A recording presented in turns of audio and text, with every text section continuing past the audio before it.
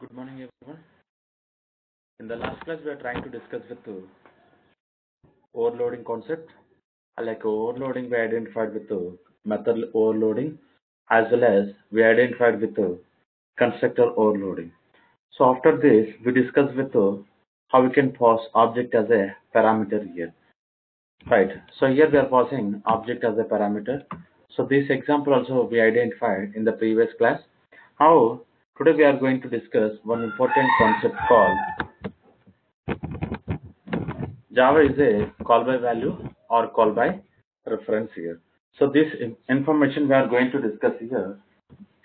So basically, to understand Java is a call by value or call by reference here, first what we need here, we need to understand this basic simple example here, so that we'll know more information whether Java is a call by value or call by reference here.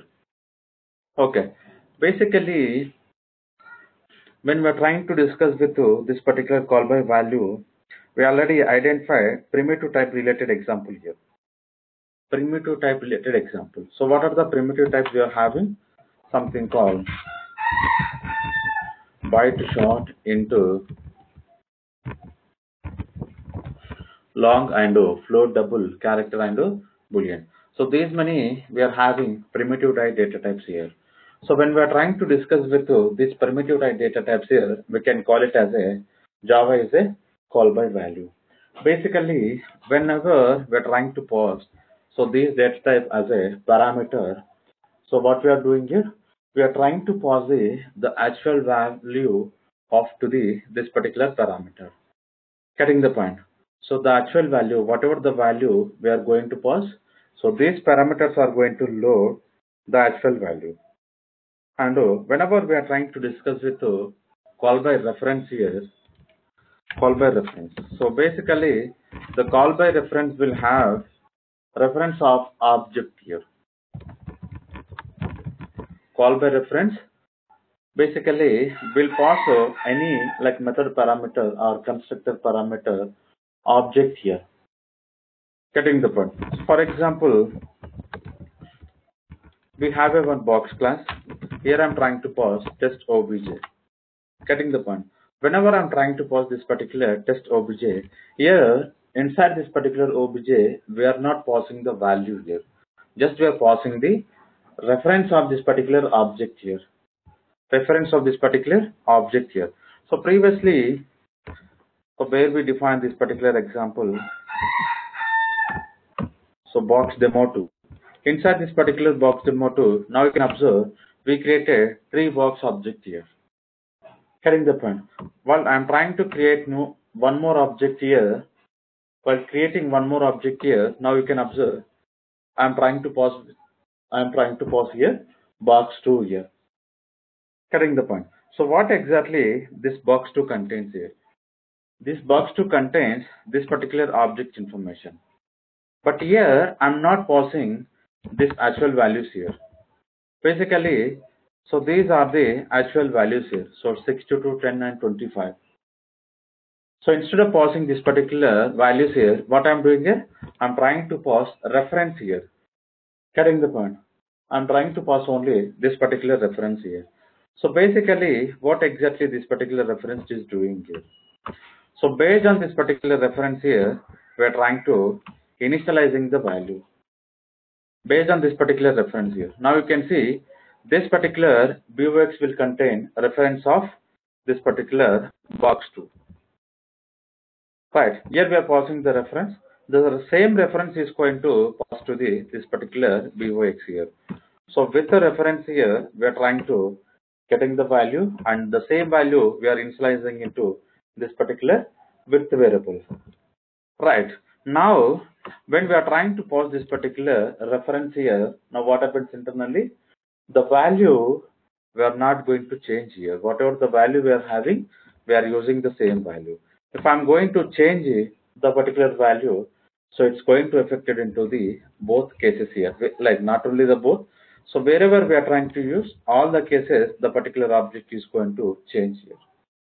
The particular value is going to change. So first we'll check with the call by value example. and later we can work with the call by reference here. Now observe how we can work with the call by value.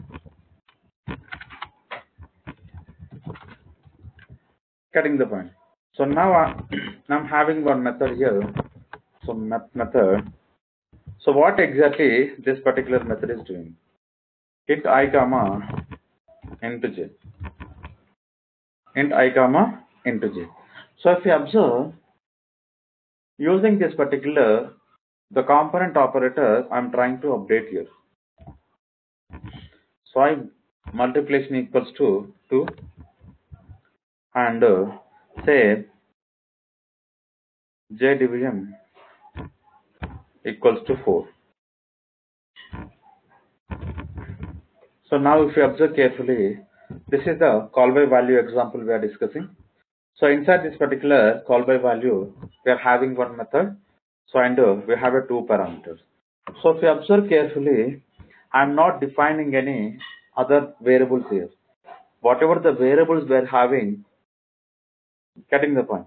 Whatever the variables we are having to this particular method, with the help of this particular same method, some same variable, with the help of this particular same variable, I'm trying to multiply and divide with some value here. Getting the point. So basically, what we need to focus here. If I'm going to change here, if I'm going to update this particular value information, so it needs to affect here, right? If it is affected in the all the cases, so we can call it as a, so these are the call by references here. But we'll see how exactly this particular value is going to work. After this, now what I'm doing here, I'm defining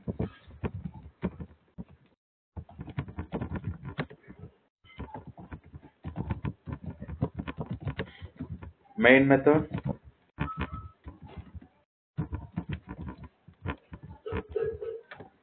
I'm defining main method here. Inside this particular main method, so call by value is equals to call by value, right? So with the help of this particular call by value, now what I'm doing here, I'm trying to initialize a is equals to something called 15,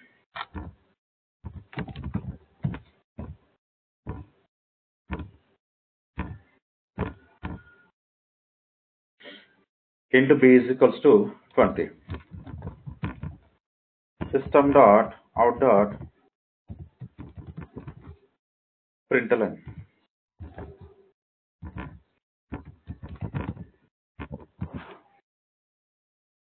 A and B. So basically, I'm trying to check before calling this particular methods.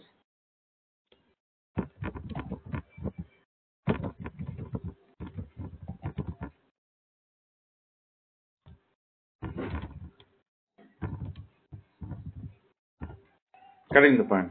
So A and B values before calling here. And here, what we need to understand here. Here,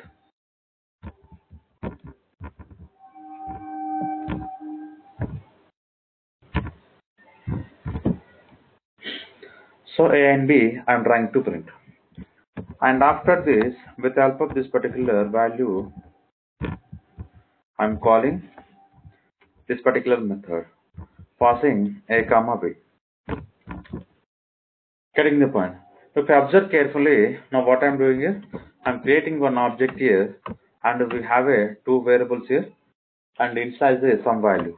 So here just I'm trying to print the value A and B before calling the method, and here I'm calling the method here.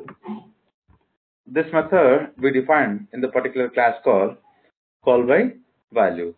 And here what I'm doing here, I'm trying to updating the value, and I'm trying to multiply, and one more we're trying to dividing the value here.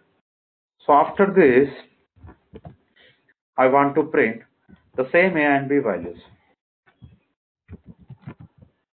after calling the method. Getting the point. After calling this particular method, and Here what I want to do, here also I want to print. So system dot out dot println here, and here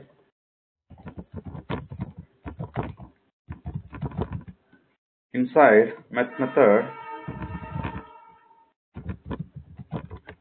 ing values here.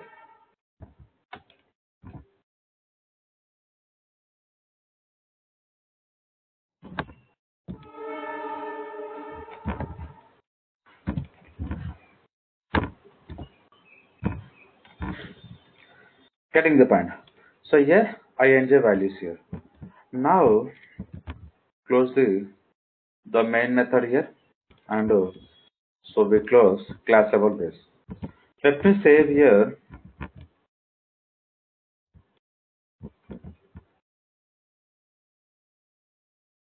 So this is a simple example we're trying to execute here.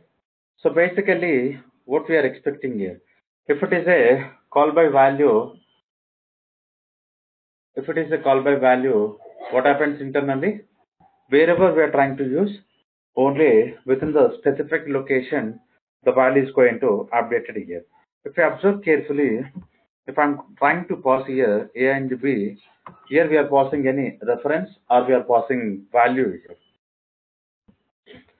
So with for this method parameter here, I'm trying to pass A and B. Getting the point. We have two parameters here. The first parameter I'm passing as a and the second parameter I'm passing as a B here. So if you observe carefully, so these are the two parameters we are passing here. And here, what I'm trying to explain, expecting here, with the help of this particular ing here, I'm trying to do some operation here. So once this particular operations here, so we are expecting here, what are the values we are going to get here. So before calling this particular, what are the values of this particular A and B? And after calling this particular method, so what are the values we are going to get? Any idea like what you are trying to think here? The last line, line number 15, what are the values we are going to get?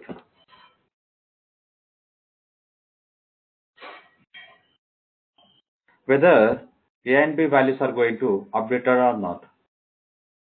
No, So why these values are not going to update it here?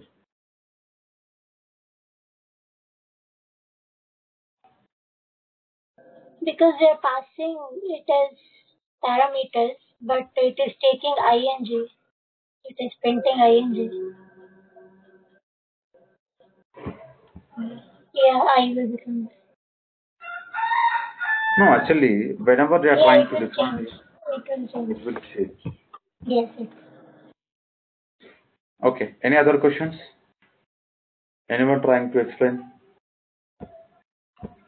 Yeah, when we pass A and B through method, so values are passing to I and J. Okay, A and B are local to this main method. Only values are going there and substituting in I and J. So only I and J values are changing. Okay, but when it comes to main method back, A and B values remain same. Yes. So here that we need to focus very carefully here. Here we are not passing the references of this particular A and B. So just we are passing these particular values here. Right. The same values. So it's going to handle by A and INJ values here. And with help of this particular INJ, we are doing some operations here. So after completion of this particular operations, so it will not back to the A and B here. So because of this, these values are not going to updated here. So this is, we need to understand very carefully here. Let me run this particular simple example here.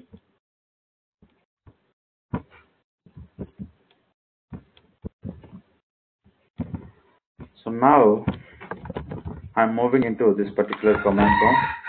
So Java C call by value dot Java. What happened?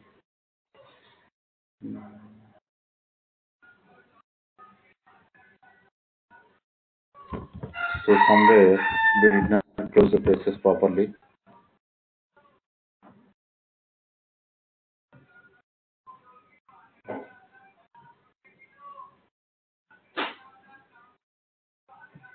After I also plus, after A also plus. When you want to start this, yeah, correct.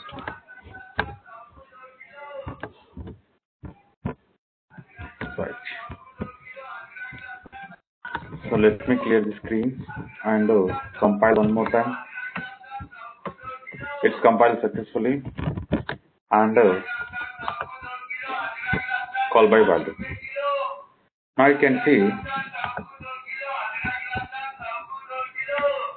A and B values before calling 59 to 20.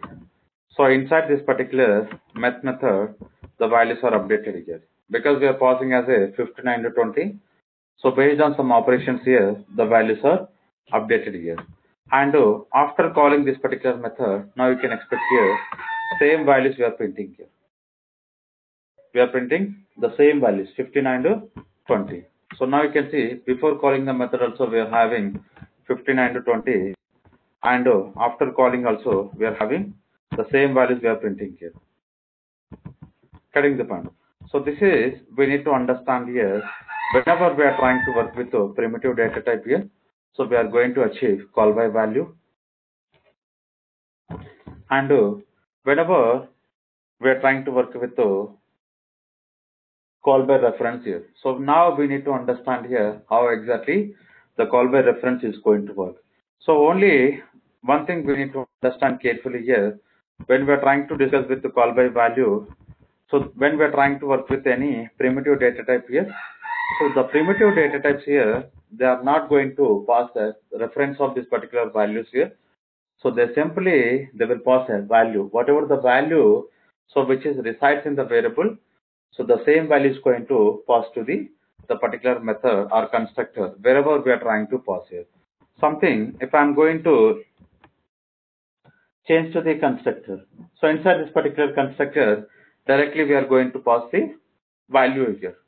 Right. The value, whenever we are trying to update here, it will update it within the particular scope here.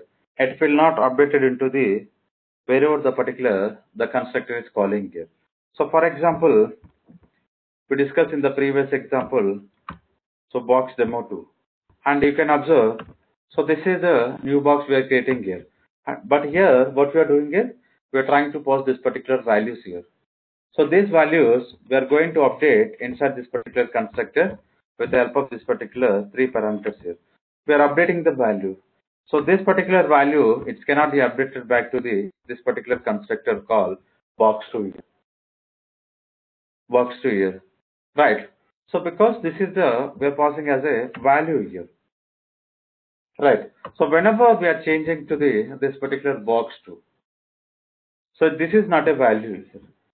So this is the object reference we are passing. Cutting the point. So we are passing object as a reference here. Now we need to think here how exactly this particular reference is going to work. So just we need to understand the call by value we can achieve using this particular primitive data type here. The call by reference we can achieve through the object reference here. So now observe inside this particular, let me take one more example here.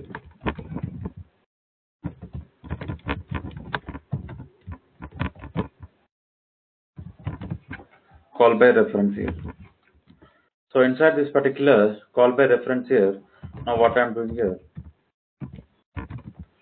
into A comma B, I'm having 2 variables. The same 2 variables I'm taking here, and call by reference. So this is our constructor. Int I comma int j. Int I comma int j. A is equals to I and B is equals to j. I'm closing this particular constructor, and after closing this particular constructor, I'm having one method here. The same method I'm trying to take here, and here I'm trying to pass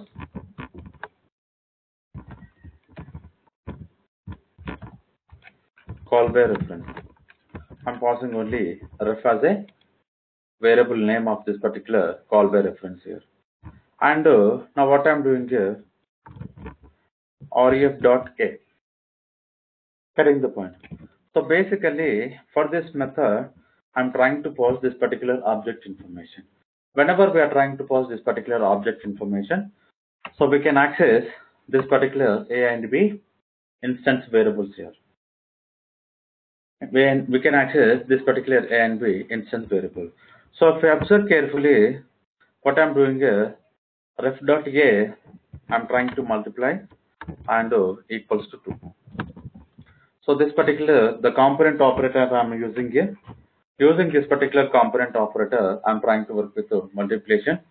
Same way, the ref.b.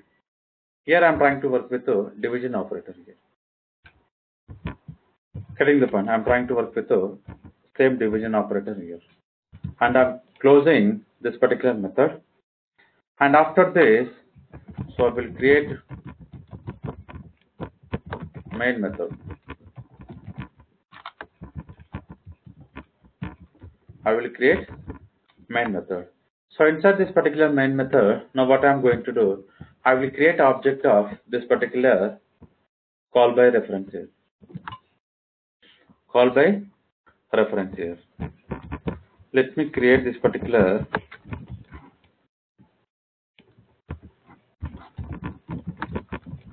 call by reference and 15 comma 20.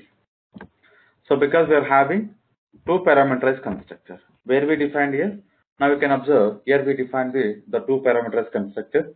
So using this particular line of code, we are trying to call the two parameterized constructor. Right. After calling this particular two parameters constructor, now what I want to do, so I want to copy the same messages information. I want to copy the same messages information here. So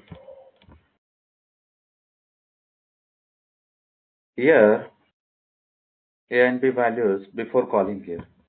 Here what we need to do, directly we don't have a and b values. So how we can access this particular a and b values? With the reference of re.a and re.b. Getting the point. Same way, after calling this particular method, what are the values?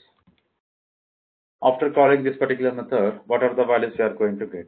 And here, now what I want to do, basically, this particular method is expecting object information, not any primitive type variables information, primitive type parameters here, which is expecting object as a parameter.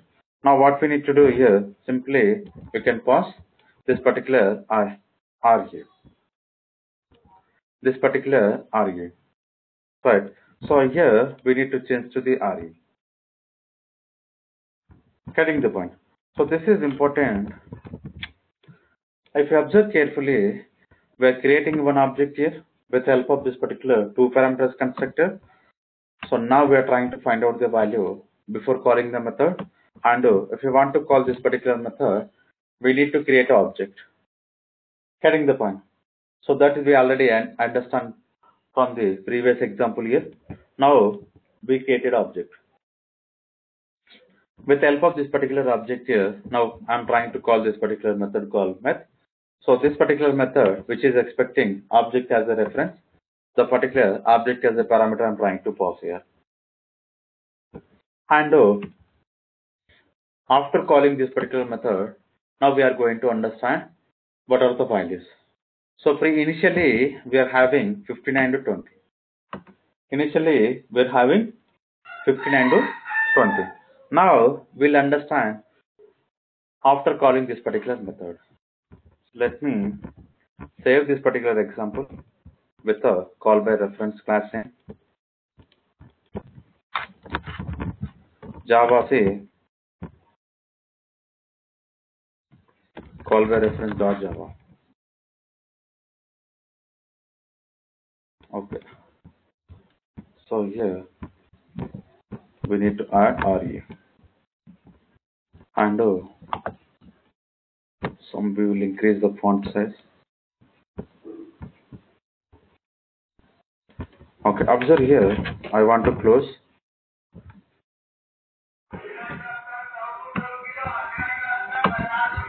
So call by reference is compiled successfully, and I'm trying to execute here, call by reference.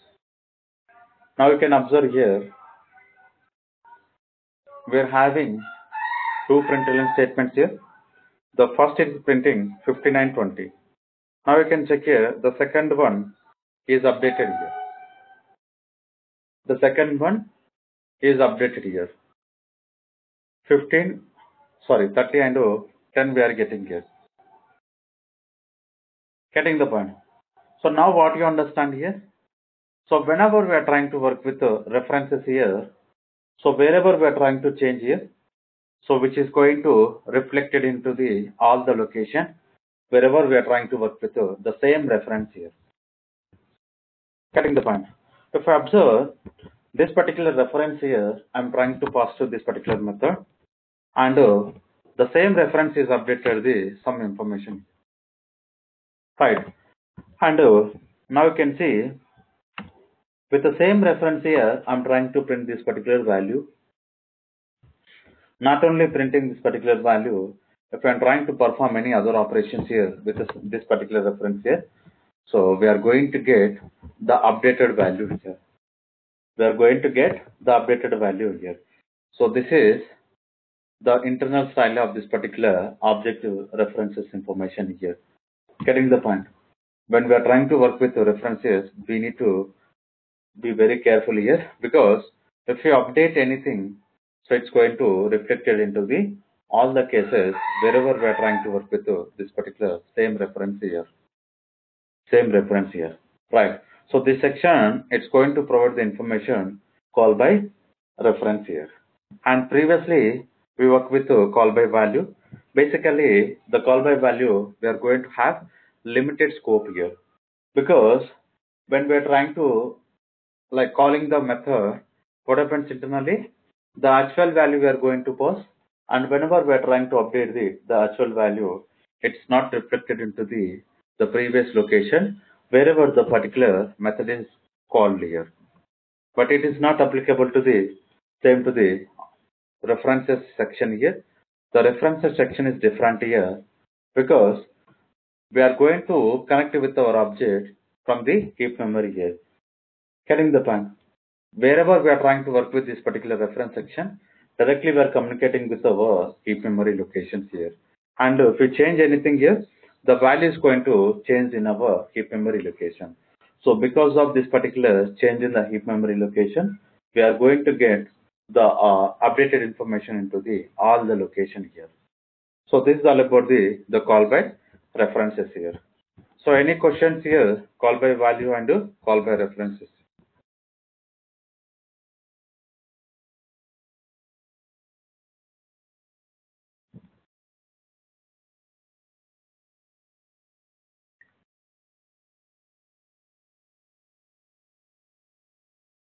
Okay. So now what I'm going to do, how we can return this particular object here. Previously, we understand here how we can return primitive data. Getting the point. When we're trying to create this particular simple method creation, so like we understand here, whenever we are trying to work with this particular primitive data type, so something called double here, we can return some double values here. Getting the point. That we already identified in the previous example.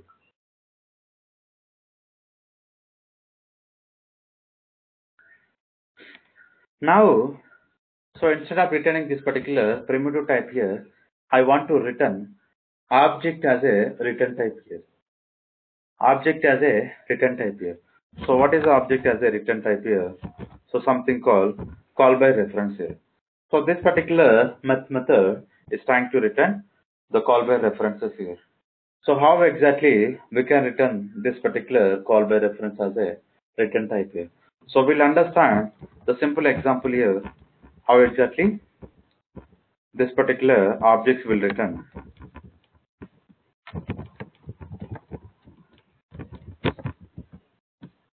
And here returning object here.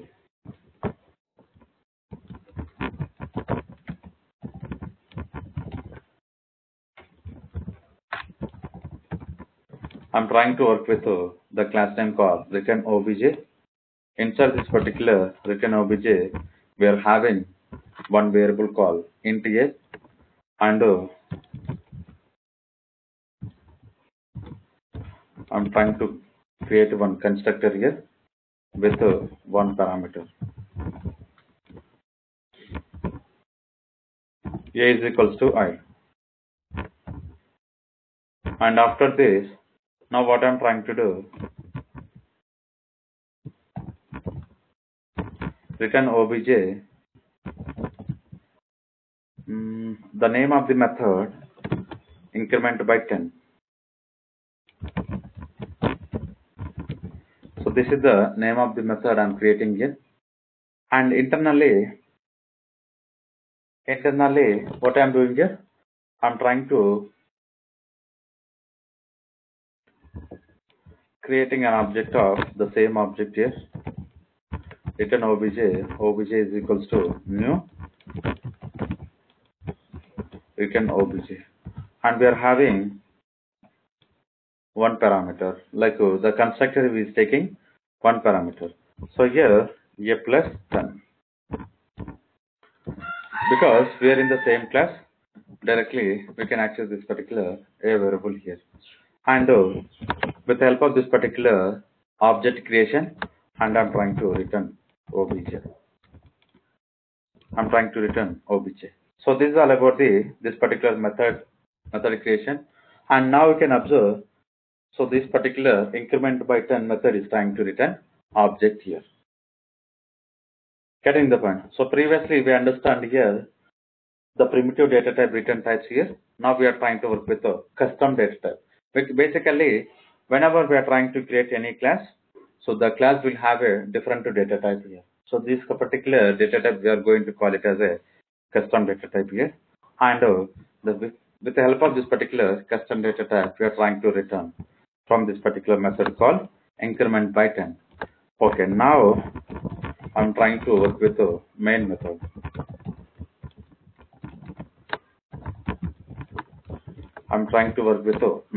Here. So whenever we are trying to work with this particular main method, what we need to do, I want to call this particular increment by 10 method. So if I want to call this particular increment by 10, what we need here, we need to create an object here. Getting the point? So we need to create an object of this particular return object here. With the help of this particular return object only, we can call the increment by 10 here. And we're having one parameterized constructor. So I am trying to pass the one parameterized constructor as a 2 here. And later, now what I'm doing here, so basically, whenever I'm trying to call obj dot increment by 10, so this particular method is trying to return one object here. So the particular object type here. So what is the type of object this particular method is going to return? So this particular method is going to return same type of return obj, and here obj2. Getting the point? So observe very carefully here. So previously, when this particular, for example, the same method is trying to return some integer value, how we handle here? Int a is equals to obj dot increment by 10. Getting the point? If this particular method is trying to return some integer value, we'll handle like this. Int a is equals to obj dot increment by 10. Because, so whatever the value this particular method is returning, the value we are trying to storing into this particular variable called int a. Getting the point? Same way, this particular increment by 10 method is trying to return object here. It's trying to return one object here. The type is important here. So what is the type of object is trying to return? The same type is trying to return here, and we are going to have different references here. Getting the point? So we are going to have different references here. So that we need to understand here. The same object we are trying to store into the reference called obj2. We are going to store into the obj2. And after this, we'll try to print this particular values here. System.out.println here. And here,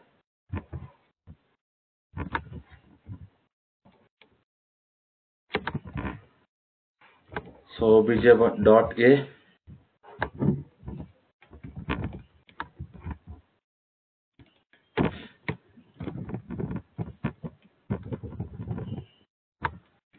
right, and here I want to check with obj2, right, and let me close the main method and class double brace. So I want to print here. So what I want to print here, system.out.println here. Basically, I want to print obj. So why I'm trying to print this particular obj, if you observe carefully, whatever the object we created here, this particular reference and obj reference having the same or not. Getting the point? So to understand here, what we need to do, so we need to print this particular obj, and after this, I want to print here one more obj. Here not obj, obj2. Getting the point? Let me cancel here. Observe this particular obj dot increment by 10. Now what we are doing internally, one more object we are creating. Getting the point? So one more object we are creating with the help of some additional value, and we are trying to return the updated, like newly created object here. So newly created object, we are going to have different references. So compared to this particular current obj. Basically, current object reference, with the help of this particular current object reference here, we are calling one method called increment by 10. So internally, we are creating one more object. So here we are having two objects here. So which is we created from the main method, and which is we created from the increment by 10 method. So here we are going to have two references here, right? But now, whenever this particular method is returning here, we need to understand the same object reference is returning, or it is having any different references here. So that we need to understand here. Okay, let me copy the return obj and save here return obj. Right, and after this, we want to compile one more time. Sorry. So Java C return obj dot Java. Now it is compiled successfully. Return obj. Now what you understand here? So whenever we are trying to call the increment by 10, so whatever the new object we created, getting the point, whatever the new object we created here, the same object reference is returning, right? But here, these two are not the same. Obj and obj, these are the two objects are different here. But what are the objects I am comparing here? So this particular object and the return object I'm trying to compare here. So both are same here.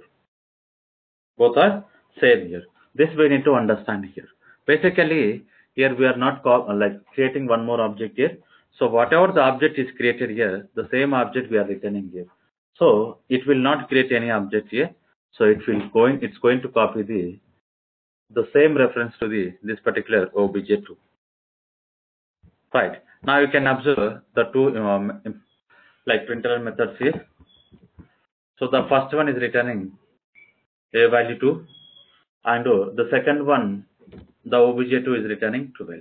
So why it is returning 12 here? Because we are updating internally inside this particular method called increment by 10. Getting the point? So what we need to focus here? So here we need to focus here. Whenever we are trying to return object as a return type here, so we need to understand here, whatever the object we are trying to return here, with the help of the same object reference, we are going to perform the operations here, right? So this we need to understand, and one more we need to understand here, how we can return the custom object type here. how we can return the custom object type. So this is the syntax we need to follow. Return type of the return type of the data type we need to specify, name of the method, and if this particular method if is taking any parameter, we can define the parameter, and internally we can return the same type of object here. So same type of object. Same type of object is nothing but whatever the object we defined here. Right. So this is all about the return type of object here. So any questions regarding this particular returning object here?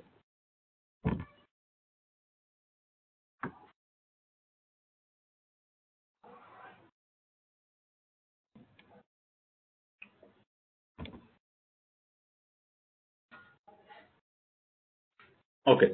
Now, so what I want to do, I want to discuss one more important concept here, access modifier here. So basically, when we are trying to discuss with the main method, so we understand some of the access modifier here. So the same access modifiers we are going to discuss one more time here. Getting the point. And with the help of this particular access modifier, we are going to restrict our application. Getting the point. We can restrict our application here. So what are the access modifiers we are going to have here? What are the access modifiers we are going to have here? So basically, we have a different types of access modifier here. So first one called public, and second one called private. So third one called protected, and we'll have a default. So basically, we don't have any keyword called default here. If I'm not providing anything, these are comes under the default. Now you can see this particular constructor is a default constructor, the default access modifier constructor. So don't think this is not a no parameters constructor, right? So this particular method also default method, because here we don't have any access modifier. If I'm going to specify public here, so this is a public access modifier, right? And we can define private, or we can work with our protected also. If I'm not defining anything, what we can think is this is the default access modifier. This is the default access modifier. So main method is a default access modifier having a no. Main method is a public method. Getting the point. Now, so this is the way we can think. If I'm not defining anything, so those information will come under the default access modifier. Okay. So this we already, like we'll see with the help of this particular example, because the default related example we already understand here. So without explicitly knowing here. Okay. Now we need to check with the remaining here. The public already we discussed here. Anyway, we'll try to check with one more example on the private and public and private protected here. Okay. Observe, if I'm going to work with this three access modifier here,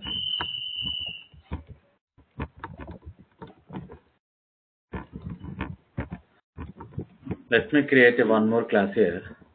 With the help of this particular class, how we can discuss here access modifiers. So now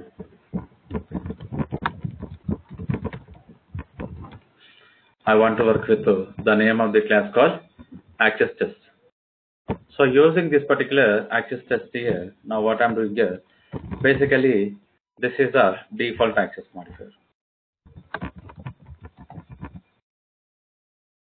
Getting the point. So this is default access, and now I'm trying to work with a public access modifier.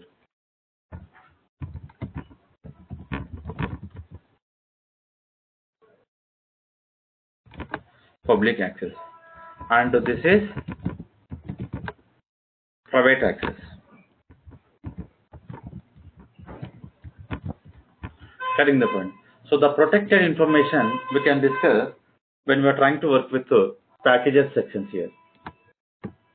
So maybe within the 1 2 days we are going to discuss this particular protected information. First we need to understand these three information here. Okay. So now default access, public access, and private access. So I defined three variables with different access modifier here. And after this, now what I'm doing here, I'm trying to work with one method here, set C. Name of this particular method, I'm trying to work with as a set C. And the set C method, which is expecting one parameter, the parameter I'm trying to provide with int data type here. Right. Now, what I'm doing here, C is equals to I. C is equals to I. And later, I'm trying to work with return type here, get C. I'm trying to work with get C method. What I'm doing here, I'm trying to return this particular C value. So what are the C value we are having? The C value I'm trying to set. Getting the point. Now we need to understand very carefully.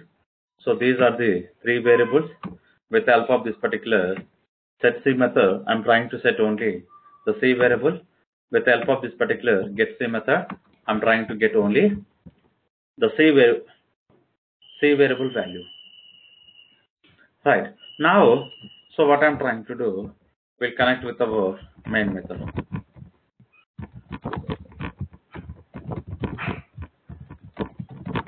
We'll connect with our main method. Now, observe here, what I'm doing here, I want to create with the access test here. Test is equal to access test. So we don't have any explicit constructors here. Now we can work with a default constructor. Right. Now we created object called access test here. And after creating this particular access test, now what I'm doing here, I'm trying to initializing the value. I'm trying to initializing the value. So test.a. Test.a is equals to 10. And test.b is equals to 20. Test.c. So why I'm using a test here? Why I'm using the test here? So without using the test, can we initialize this particular variable value? Without using this particular test, can we initialize this particular variable value here? No. Why? Why we cannot initialize here? Any idea?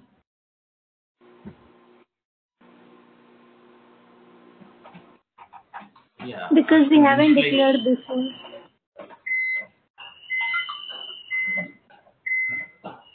We haven't declared. We haven't. Just it's int a. We are not defining it. We are not initializing it with anything. That's it. Okay. Yes, that is my question here. I want to initialize the value to this particular variable. So without this, is there any another way to provide? So why I need to use test.a?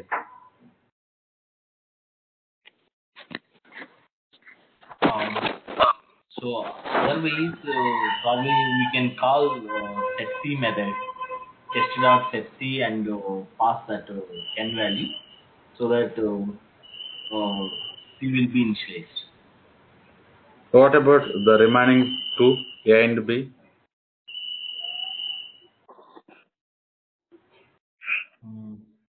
Because variable is object name.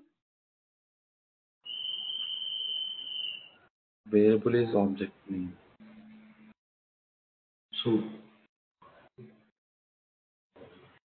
That's it. Yeah. so to initialize A and B, To name any object, we are using variable.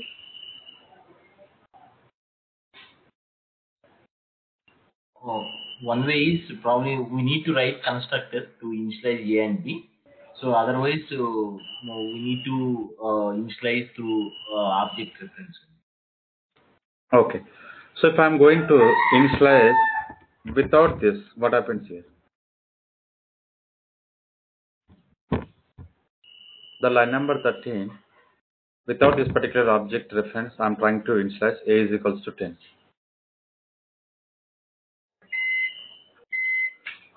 Okay. test dot a is giving name, value to this variable a. Okay, Whereas that is, that we understand. What about this line number 13?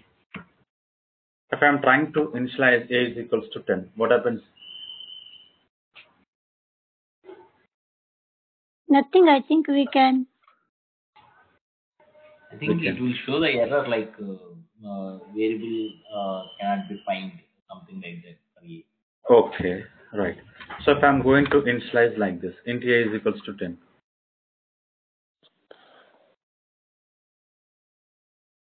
Okay. Then It's a already variable defined. will be initialized, but it's not the like instance variable. So it's just a variable within main method. Yes. So we declare the one more variable within the main method. So this particular variable, it does not belongs to this particular class level variable called int a. Getting the point. So if I want to initialize here, so like we can work with the constructor or we can work with the object reference. Basically, these are the variables we declare, class level variables. So these are not the method level variable. Getting the point. So this is the method level variable. Int a is equals to 10. This particular main method level variable. Getting the point. So this is important here. Whenever we are trying to work with any class level variable, so either we can work with a constructor to initialize this particular value, or we can work with any setter method, like how we initialize, like how we are going to call this particular set C. So this is the two ways, and the third way we can work with test.a or test.b. Getting the point. So these are the three ways. So directly we cannot initialize like this. So if I'm going to initialize, compiler will give an error. So this a cannot find here.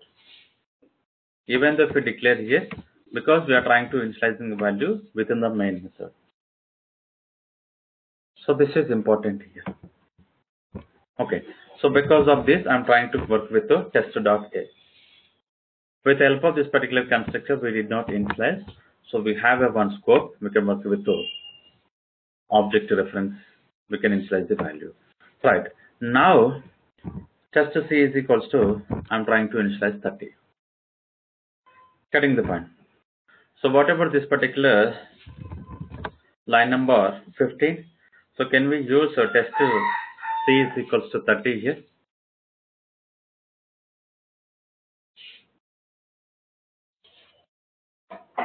No.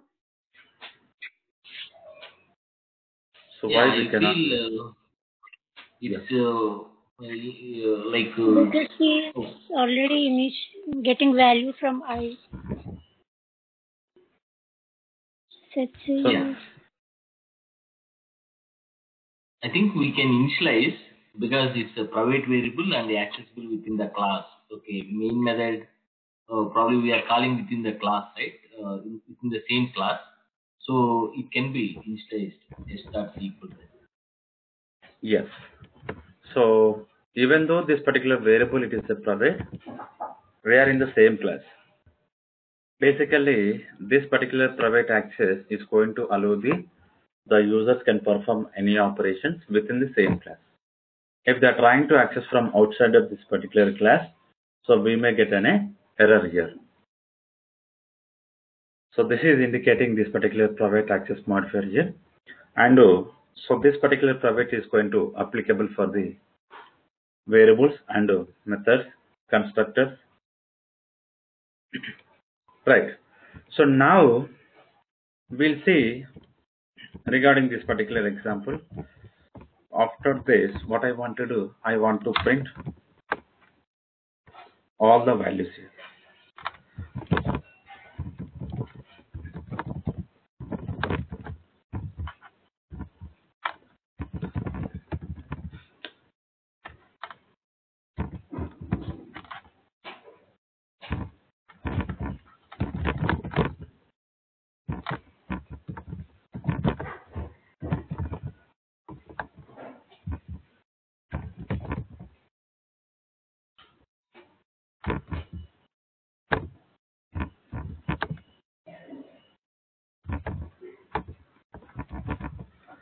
test.b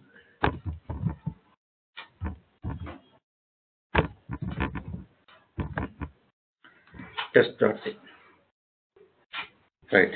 So these are about the three variables we are going to print. So within the same class. Let me save this particular class. Access test.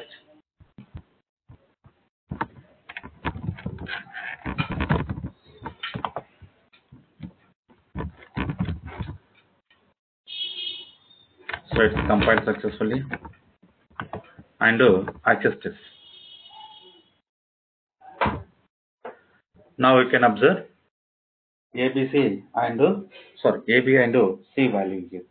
So whatever the value we initialized here, the same value we are getting here. So let's open this particular the initialization section. ABC, right? 10, 20, 30. Now we are having 10, 20, and 30.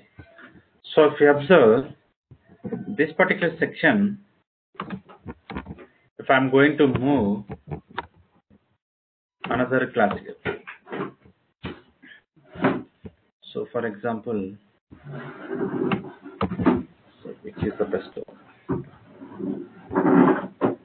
Okay, we'll create one more.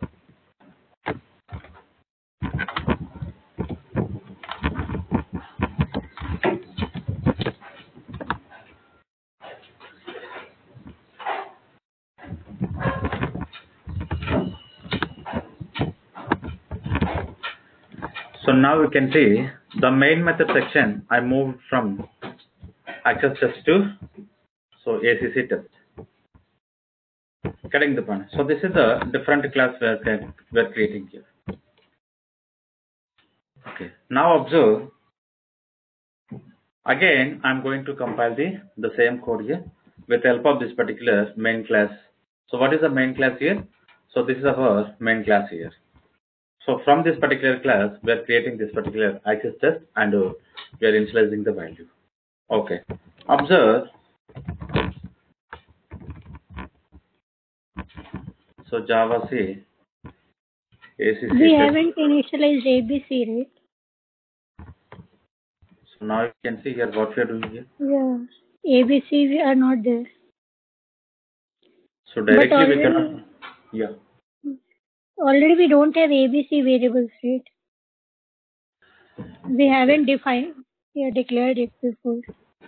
So just see here, the same class there will we be did. defined here. Now you can observe here we are working with the same class or not. Okay, that's okay. Okay. Basically, the main method we created here, just like removed from here, and I added into the different class. Oh. The code, everything is I was same. thinking another class and another object. Okay. Okay. So back to here. So now you can see an error here. Whenever I'm trying to compile this particular access test here, so now you can see here I'm trying to compile, but I got an error like this here. So now you can read this particular error message and let me know why we are getting an error. Whenever I'm trying to move from the same class to another class here. So line number 6 and 7 we are getting an error here. Private is accessible only within the class, not in another. Yes. So now we got an idea. So what is the restriction of this particular private access modifier here? Getting the point. So this is very important here when we are trying to work with any private access modifiers here. So those private access modifiers will be available only within the same class here. Now if I'm going to control Z here, the same section we defined here. Now you can observe the main method, whatever the main method we are having. So access test and test ABC and printing. Same section I'm defining here. Access test ABC and one printer message. But only the difference is when we are trying to move within the same class to another class, we cannot work with this particular private variable. Right, now what is the another steps we can work?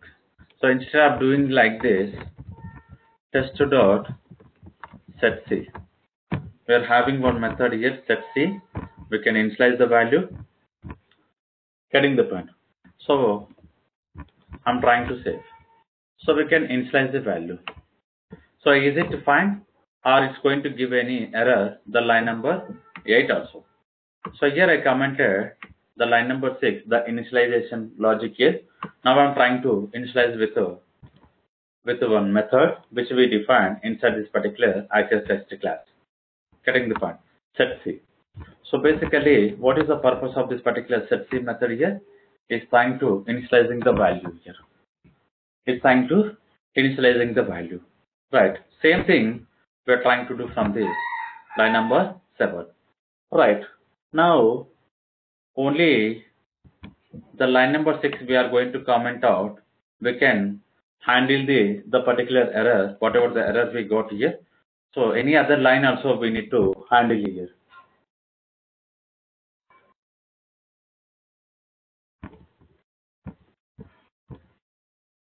Any other line also we need to handle this particular error section. Now you can see. Yes, line number 8. So in the line number 8 also we need to handle it. Yes.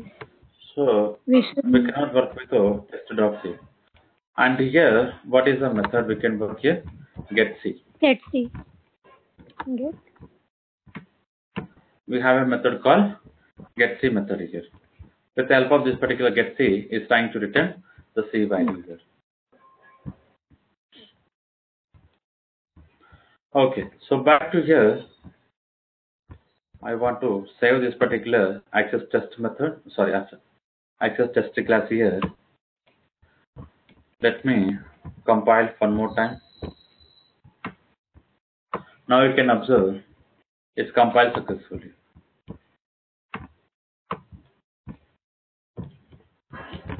And I want to test. So A comma B and C values 10, 20 and 30 here. Getting the point. So these are the private access modifier, and so we understand with the default and public here. So basically, to work with this particular default access modifier, we need a same package here. Whenever we are trying to access from the outside of the package, so we may get an error here. Okay. So when we are trying to discuss with the package section, we'll have more information about the protected access modifier as well as the default access modifier here. So we'll understand if I'm moving into the another package here, like what kind of error we are going to get with the default access modifier. Same way how we can work with the protected access modifier. Now, so what I'm trying to do, I'm moving into the previous example, what we discussed here, stack example here. So if you observe here we define int stack is equals to, here we are trying to work with int array concept here. The name of this particular array, stck, we created here. Okay. Now, the same example, I'm trying to work with the private access modifier. So now you can observe, here also I'm making private. Here also I'm making this particular two variables as a private here. And finally, the constructor we are going to use as it is, and push method we are going to work with as it is. And so what is a pop method? The pop method also I'm trying to work with the same here.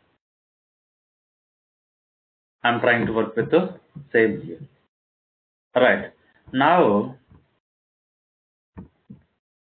back to here, I want to run this particular test stack because the same example we already discussed here. So this particular test stack is a main class for our stack example. Here we are getting an error here. In the test stack here, the line number 4 and 7, line number 4 and 7, we are getting an error here. So what is the error we are getting? So we are having the private access here. Getting the point? We are having the particular private access here. So if we observe carefully, if I am going to change this two variable section as a private, and we are in the different class called test stack here, we are trying to work with this particular array reference here. This particular array reference here. So we cannot work this particular array reference here. Right. So if I want to access this particular array reference here, now what we can do? Basically, we need to create a method here. So how we created this particular method? With the help of this particular method, with the help of the same method, we can work with the stack related example. Stack related example. So for example, this particular method will return int here and length method I'm trying to define. So internally, what I'm doing here I'm going to work with the length.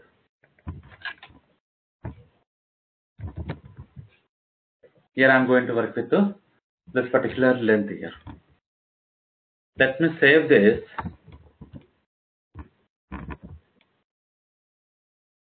Go back to here.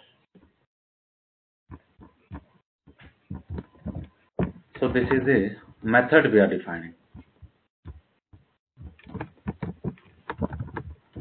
Getting the point? So this is important here. So with the help of this particular method, we can access. Now the same code I'm trying to compile. You can see we are not getting any error here.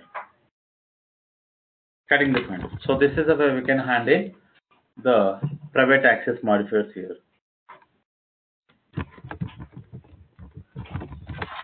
Test stack. Now you can observe the value being initialized and we are getting the value. The same value we are getting or not. To understand more, here I want to print.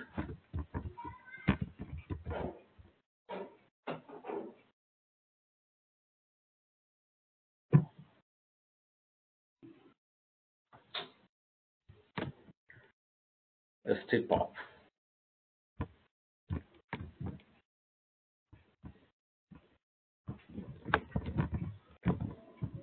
Compile and execute. Now you can observe. So the value we are getting 9 to 0. So these are about the stack related example. So now what we are understanding here, with the help of this particular private access modifier, what we can do, so we can restrict the particular variable section and we can give a permission with methods here. We can give the permission with methods here. So those methods we are going to access based on this particular object reference here. So we created here stack related example, and with the help of this particular stack, we are trying to call this particular method called length. So this particular length method we define inside of our stack class, and using this particular length method internally, what I'm doing is the same thing. Whatever the information we so we used it previously, the same information I'm using here. Getting the point? So these are about the private access modifier here. Now what I want to do, I want to check with one more important concept called static related section here. So this particular static is very important section we are discussing here. Getting the point? Now what I want to do, so if I'm going to start this particular static section, so it's going to take some more time here, and we can start this particular the new concept called static in our upcoming class here. Okay, So any questions as of now, what we discuss here? Can you please define what is the difference between default and protected? What is the definition of it? When do we use default and when to use protected? Okay, the simple example I can provide here.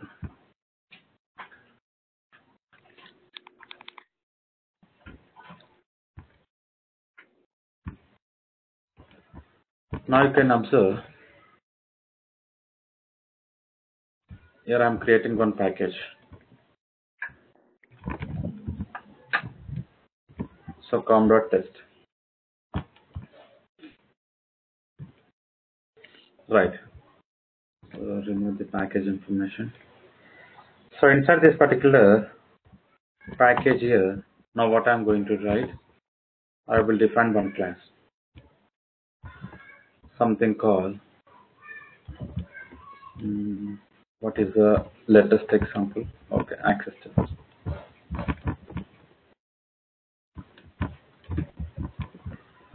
I'm finishing this and copy the same class.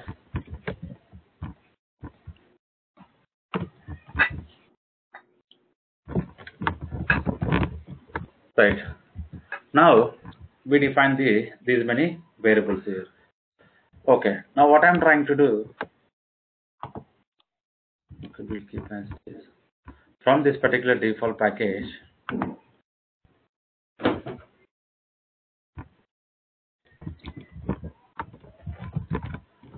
ACC test.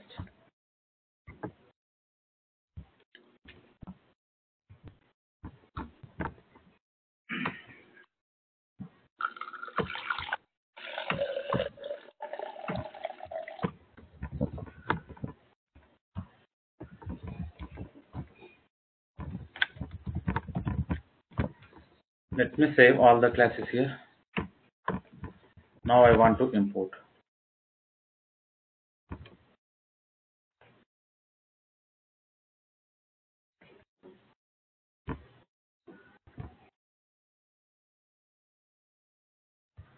If you observe, we are getting two errors. So this we already identified here.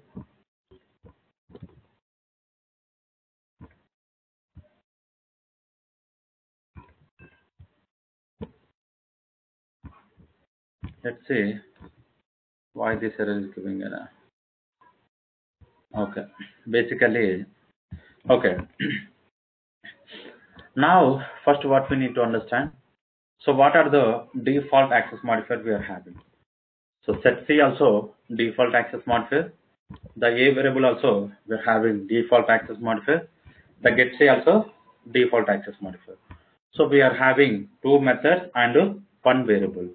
Now you can observe. How set C became default? Why is set C default? So already I explained, right? If I'm not providing any access modifier, it will become default. Oh, I thought if we don't provide it becomes public. Okay, fine. So if I'm not providing any access modifier like this, public or private, so those will come under the default here. Okay. Okay. Now this variable also comes under the default. Now you can see the line number 9 error. Now you can see change visible to set the public. Getting the point. So it's nothing but now we are inside the default access modifier. So the default access modifier cannot access outside of this particular package. Now you can see ACC test in the different package. So where we created ACC test in the default package, and our this particular main class we defined inside the different package called com.test.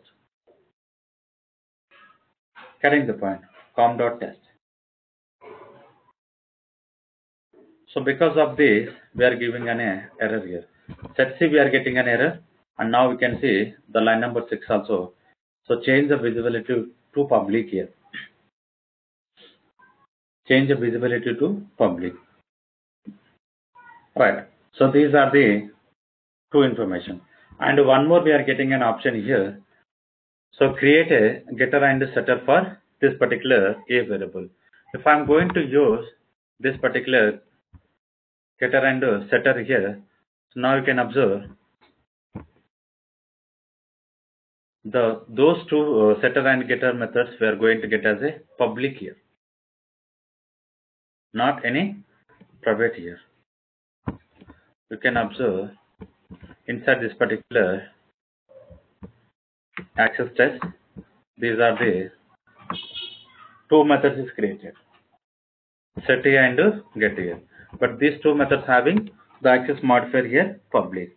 So now you can see previously we connected like this. Test.a is equals to 10. But when we change to the public method, now the ID is providing this structure here. ID is providing this structure here. Right. So this is, we understand how exactly the default access modifier is working here. So if I'm going to work with the protected here, now what we need to understand here. So for this particular protected, we need to understand inheritance concept here. Getting the point. Once we understand the inheritance concept here, so we can see how exactly the protected keyword is going to work. So protected access modifier is going to work. Getting the point. So right now we cannot discuss the protected information.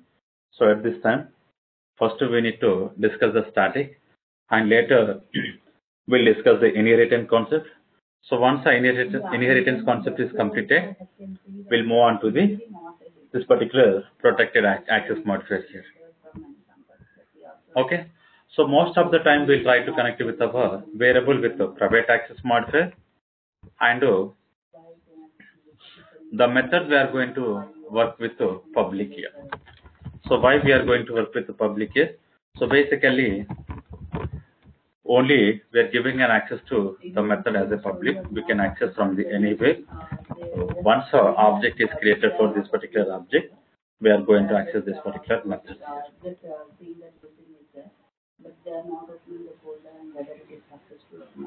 Okay. So these are about the default access modifier here. Now I resolve all the errors here, because now what I did here, this particular set method also I moved to the default access modifier to public access modifier here, so that we can access the variable information and the method information here.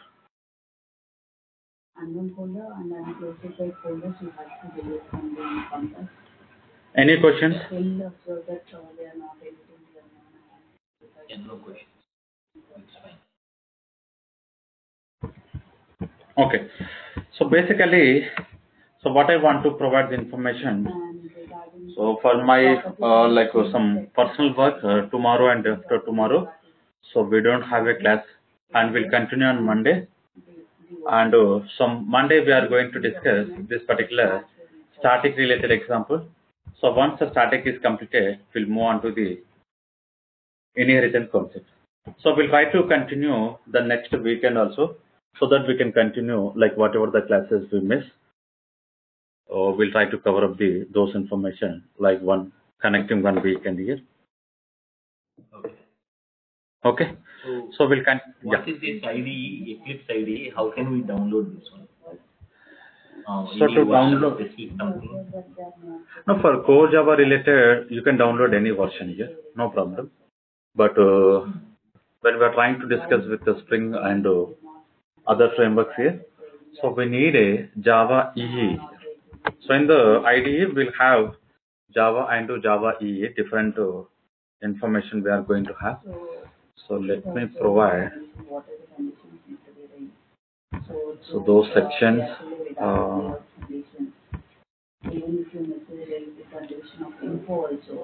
So as of now, don't download any IDE up to the core Java completion here. So basically, just for understanding the internal style, I'm opening this particular IDE and I'm showing the information. But so whatever the syntaxes we miss, so those syntaxes we are going to get from the CMD. So this is going to give more understanding here, the syntaxes about the Java language here. So for this purpose, I'm using. And if you are interested to download here, now you can go for this particular ID. Let me open.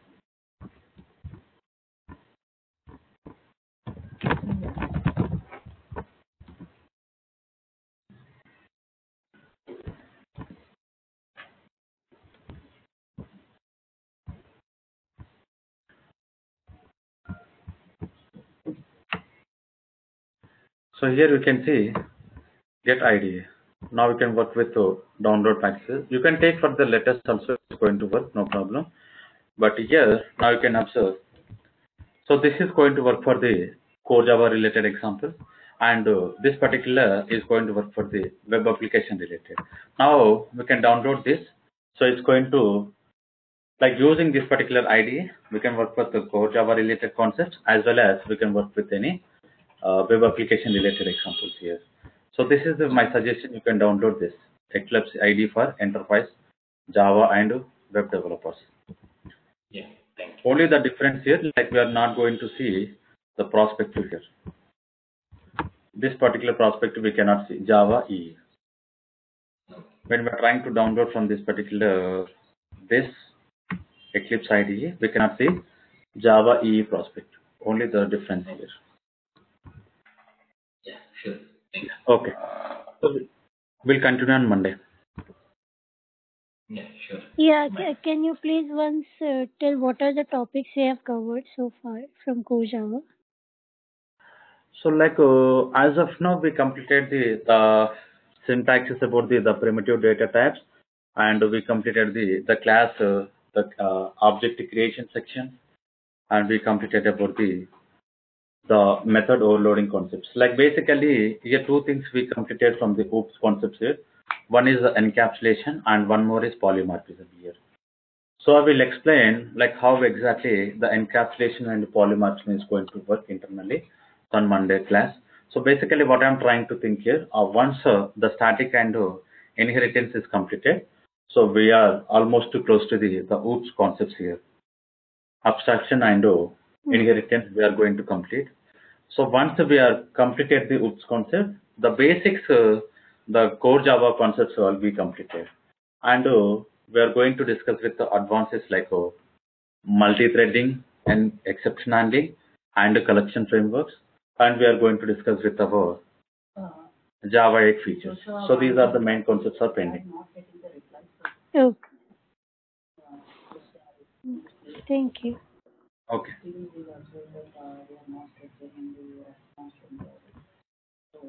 So if we don't have anything, like, we'll continue on Monday. Sure. Thank you so much.